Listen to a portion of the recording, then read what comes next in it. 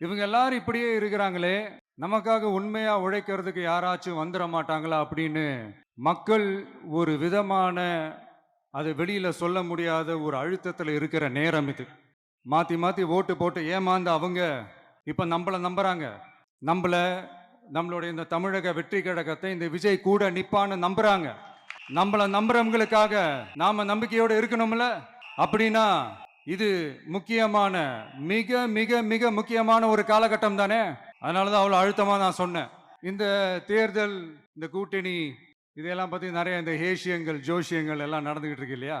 என்னப்பா இந்த விஜய் இப்பதான் வந்திருக்கிறாரு, இவரு கூட எல்லாம் யாரு வரப்போறா, அவங்க வரமாட்டாங்க, இவங்க வரமாட்டாங்க, அப்படி இப்படின்ட்டு நம்மளை பத்தி ஒரு அண்டர் எஸ்டிமேட் பண்ணிட்டு இருக்காங்கல்ல. அதுனா நமக்கு புதுசா என்ன? 30 வருஷமா நம்மளை அண்டர் எஸ்டிமேட் பண்ணிட்டு தான் இருக்கிறாங்க. ஆனா மக்கள் கரெக்டா நம்மளை எஸ்டிமேட் பண்ணி ரொம்ப அழகா, ரொம்ப அக்கறையா, ரொம்ப தெளிவா, ரொம்ப தீர்க்கமா நமக்குன்னு ஒரு இடத்தை கொடுத்திருக்கிறாங்கல்ல. எப்படி?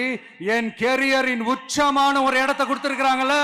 அதை இந்த நாடே பார்த்துக்கிட்டு இருக்குல்ல. ஏன் அப்படி எனக்கு அந்த இடத்தை கொடுக்கணும்? ஏன்னா இந்த விஜய் நம்ம பிள்ளையாச்சே, நம்ம அண்ணனாச்சே, நம்ம தம்பியாச்சேன்னு சொல்லி அவங்க மனசுல அப்படி தோணுது.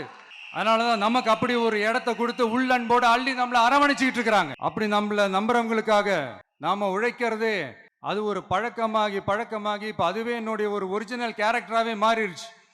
இத்தனை வருஷமா இருக்கிற அந்த உழைக்கிற குணம் அது எப்படி மாறும்? அதெல்லாம் மாறவே மாறாது.